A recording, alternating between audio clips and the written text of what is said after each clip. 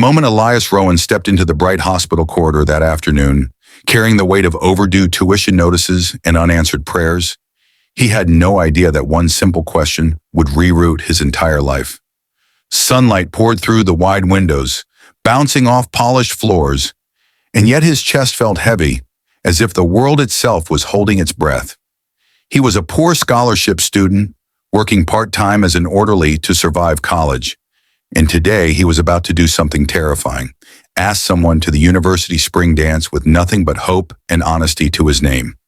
Before the story unfolds, if you believe in kindness, second chances, and the quiet power of good intentions, please like, comment, share, and subscribe to the channel Midnight Tales. Your support keeps stories like this alive. Elias had grown up knowing scarcity like an old companion. Raised in a cramped apartment above a mechanic shop, daytime was always his battlefield. Classes in the morning, shifts in the hospital in the afternoon, and studying late into the night. Dreams were allowed, but only in small doses. The spring dance felt like an impossible luxury, something meant for students with tailored suits and carefree laughter. Still, there was someone who made the idea feel almost reachable. Her name was Maren Hale, a nurse he often saw during his shifts, always working daytime rotations with quiet focus and gentle patience. She never treated him like just an orderly. She noticed when he was exhausted, when his hands shook from skipping meals, when life pressed too hard. Maren's own life looked simple on the surface. She wore plain scrubs, tied her hair back neatly, and spent her days moving from room to room with calm efficiency. She smiled easily, but there was a depth in her eyes, something that hinted at responsibility far heavier than her soft-spoken manner suggested. Elias never knew her background. To him, she was just another hard-working person trying to make a difference under fluorescent lights and daytime deadlines. What he didn't know was that she was the daughter of one of the city's most powerful CEOs, someone who owned half the buildings Elias walked past every day without ever imagining he'd belong inside them. The day Elias decided to ask her was fueled by desperation and courage colliding. He had received an email that morning warning him that his scholarship was under review. One misstep, one bad semester, and everything he had fought for would vanish. As he pushed a cleaning cart down the corridor, he watched Maren sitting during a rare break, sunlight framing her like a quiet promise. His heart pounded, not with romance alone, but with the need to feel normal, if only for one evening.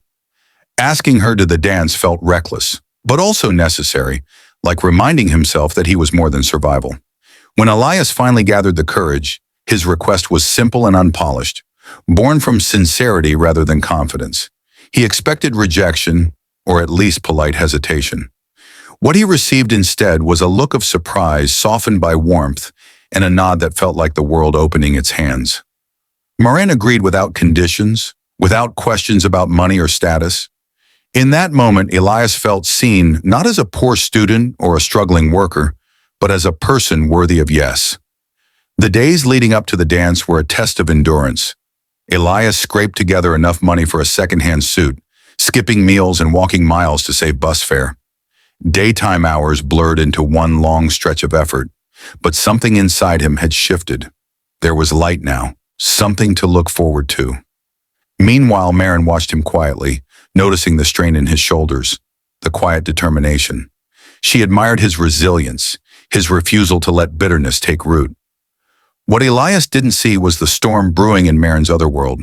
Her father, Victor Hale, was a man used to control, schedules, and expectations.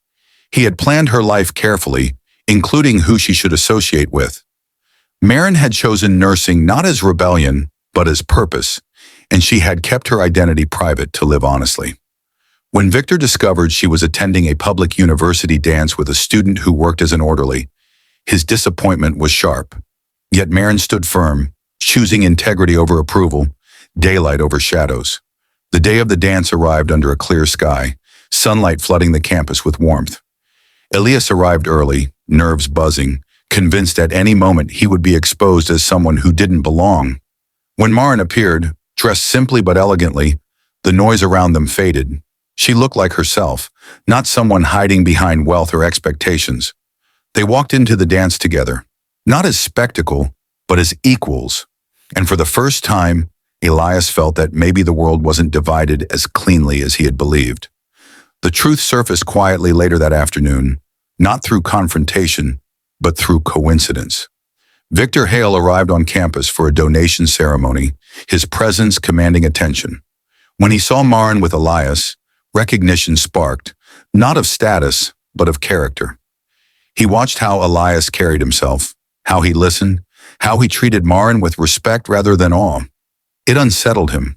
For years, Victor had believed success was inherited or engineered. That day, in full daylight, he saw that dignity could be earned through struggle. Elias expected humiliation when the truth emerged, expected to be reminded of his place. Instead, he found himself standing at a crossroads of fear and possibility. Victor spoke to him later, not as a judge, but as a man forced to reconsider his assumptions. Elias didn't beg or boast. He simply spoke of his dreams, his work, his refusal to give up. It was enough. By the time the dance ended, something irreversible had happened. Elias didn't suddenly become rich, and Marin didn't abandon her roots. But doors began to open, a renewed scholarship, a recommendation, a future that felt less fragile. More importantly, Elias learned that asking one honest question could challenge an entire hierarchy. And Marin learned that choosing kindness publicly could reshape private empires. If this story touched your heart, if it reminded you that love, courage, and integrity still matter in a world obsessed with status, please take a moment to like, comment, and share this video. Your engagement helps stories like this reach the people who need them most. And before the ending, a special request. Please comment below what this story made you feel, because your words might inspire someone else who is afraid to ask, to hope, or to believe.